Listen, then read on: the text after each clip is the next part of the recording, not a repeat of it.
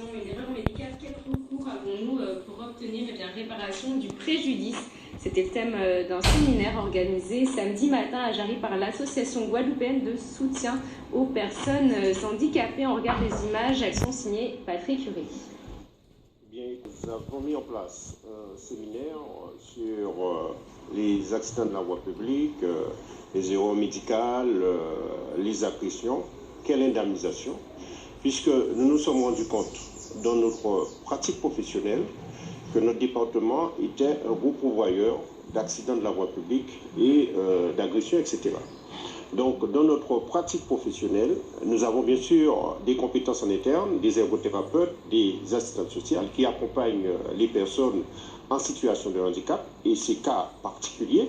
Mais nous nous sommes rendus compte d'une difficulté, c'est que les compétences en interne ne peuvent pas aller suffisamment loin pour pouvoir effectivement bien accompagner les usagers dans la défense effectivement de ces cas-là. C'est la raison pour laquelle nous avons pris contact avec un avocat pour pouvoir effectivement travailler juridiquement ces cas, puisqu'il y a bien sûr une partie médico-légale dans ces cas particuliers.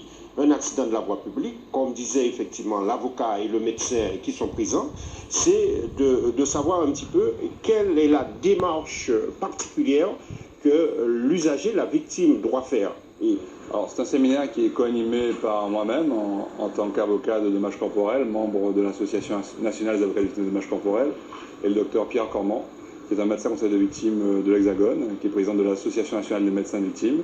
Nous œuvrons effectivement conjointement pour permettre aux victimes d'accidents de la circulation, d'agressions, notamment les victimes les plus lourdement handicapées de par ces événements. Je pense aux paraplégiques, aux tétraplégiques, aux traumatisés crâniens, tous ces gens effectivement pour lesquels l'accident a constitué une brisure, un arrêt de leur vie.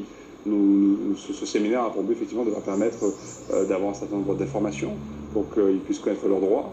Parce que souvent effectivement les gens ne connaissent pas leurs droits, souvent ils acceptent la fatalité, alors même qu'ils ont la possibilité d'être indemnisés justement et que le handicap soit autre chose qu'un arrêt de la vie, mais simplement une étape. Mon métier est celui d'un assistant de victimes. Nous ne travaillons que pour des victimes, jamais pour des assurances ou pour des organismes comme les conseils généraux, les mairies, etc. Et nous sommes à côté des patients pour les aider à apporter la preuve de tout ce qui leur est arrivé et pouvoir être indemnisés sur ça.